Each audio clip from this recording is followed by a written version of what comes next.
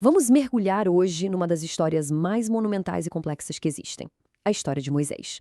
Uma figura cuja vida não só moldou o destino de uma nação inteira, mas que mistura uma narrativa épica com um contexto histórico riquíssimo. Olha só, o próprio texto bíblico já começa estabelecendo a importância única e incomparável de Moisés. Essa frase, logo de cara, prepara o terreno para uma jornada que foi, assim, absolutamente extraordinária, diferente de qualquer outra.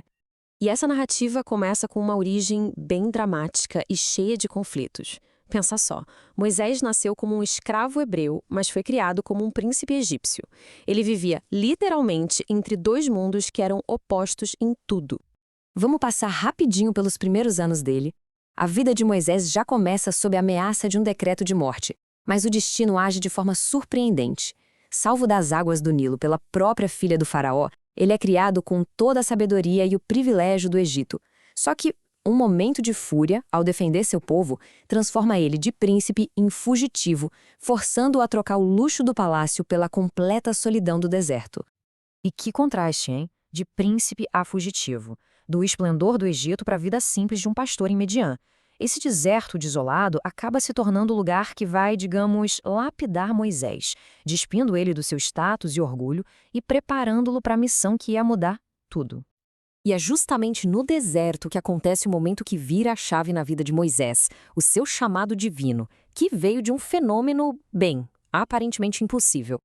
Já com 80 anos de idade, pastoreando lá no Monte Horebe, Moisés se depara com uma cena que desafia a lógica. Um arbusto que pegava fogo, mas simplesmente não virava cinzas. Esse espetáculo sobrenatural chama a atenção dele, claro, e prepara o cenário para o encontro que definiria sua vida. Essa ordem divina para tirar as sandálias tem um peso cultural gigantesco. Pensa bem, na cultura do Egito Antigo, tirar o calçado era o sinal máximo de respeito diante de uma divindade. Deus estava, na verdade, se comunicando numa linguagem que Moisés, criado na corte do faraó, entenderia perfeitamente. Moisés, claro, hesita. Quem não hesitaria? Ele se sente totalmente inadequado para uma tarefa tão gigante. Então, Deus dá a ele sinais de poder. E o mais simbólico é o cajado que vira uma serpente. Isso não era um truque de mágica qualquer, não. Era um desafio direto aos símbolos de poder do Egito. Os magos do faraó usavam cajados com serpentes. E ao mandar Moisés pegar a cobra pela cauda, a parte mais perigosa, Deus o força a confrontar o medo de frente, mostrando que o poder divino superaria qualquer magia egípcia. Agora a gente entra no confronto dramático entre Moisés e o faraó, o momento em que o poder divino é finalmente solto sobre o império egípcio. É aqui que a coisa toda atinge um nível cósmico. As 10 pragas não foram desastres aleatórios. Elas foram ataques cirúrgicos, sistemáticos, contra o panteão de deuses do Egito. Do deus do Nilo, Hapi, até o todo-poderoso deus do sol, Ra, cada praga foi pensada para mostrar a supremacia do deus dos hebreus. Era, na essência, um duelo divino. E aquela famosa frase sobre o coração endurecido do faraó? A arqueologia nos dá uma pista incrível sobre isso. Faraós eram enterrados com um escaravelho de pedra sobre o coração, um amuleto que eles acreditavam que garantiria um julgamento favorável dos deuses. Então, quando o texto diz que Deus endureceu o coração do faraó, é quase como uma zombaria divina, um desafio direto à confiança que o faraó tinha na sua própria magia para se salvar. A praga final, a morte dos primogênitos, leva à primeira Páscoa. E esse momento mostra uma escolha crucial que o povo teve que fazer. Para serem salvos, eles tinham que marcar as portas com sangue de cordeiro, um ato que, muito provavelmente, cobria os amuletos de proteção egípcios que eles tinham em casa. Foi um ato de fé que exigia rejeitar totalmente a cultura e os deuses dos seus opressores. O clímax da fuga é a travessia do que os textos originais chamam de Mar de Juncos. Com o exército do faraó na cola deles, as águas se abrem, permitindo que os israelitas passem em terra seca. E então, as mesmas águas que os salvaram se fecham sobre seus perseguidores. Foi o ato definitivo de libertação que selou a liberdade daquela nação. Mas a história não acaba com a liberdade. Agora, o foco muda. Sai da libertação da escravidão e vai para a formação de uma nova nação, governada por uma aliança divina. Para a gente entender de verdade os 10 mandamentos, o contexto histórico é chave. A estrutura deles não é aleatória. Ela é um espelho perfeito de algo chamado Tratado de Suzerania, um tipo de contrato político super comum no mundo antigo entre um grande rei e seu estado vassalo. Isso muda tudo, né?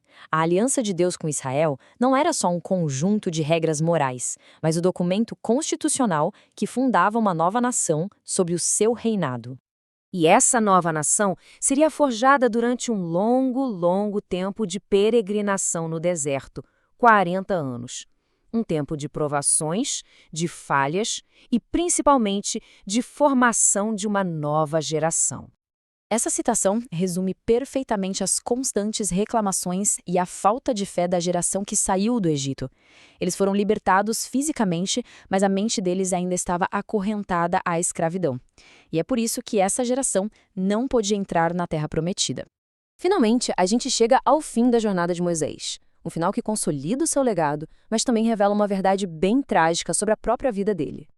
Num momento de raiva, de impaciência, Moisés desobedece a Deus. Em vez de falar a uma rocha para que saísse água, ele a golpeia. E por causa desse ato, o próprio Moisés, o grande libertador, também é impedido de entrar na Terra Prometida. Uma ironia muito trágica. Lá do topo do Monte Nebo, Deus permite que Moisés veja, com os próprios olhos, toda a terra que o seu povo herdaria. É uma cena final de uma beleza agridoce, a visão da promessa cumprida, que ele, o líder, só pôde testemunhar de longe. O fim da vida dele é envolto em mistério. Moisés morre, e o texto bíblico diz que o próprio Deus o enterrou, mas que até hoje ninguém sabe o lugar da sua sepultura. Qual a razão mais provável para isso? Evitar que o túmulo dele se tornasse um santuário para a idolatria, um destino que seria profundamente irônico para o homem que entregou a lei contra a adoração de ídolos. E assim, a jornada se encerra. E nos deixa com uma pergunta para refletir. Qual é o maior legado de Moisés? A libertação de um povo da escravidão ou a lei que os definiria por milênios? Uma questão para a gente pensar.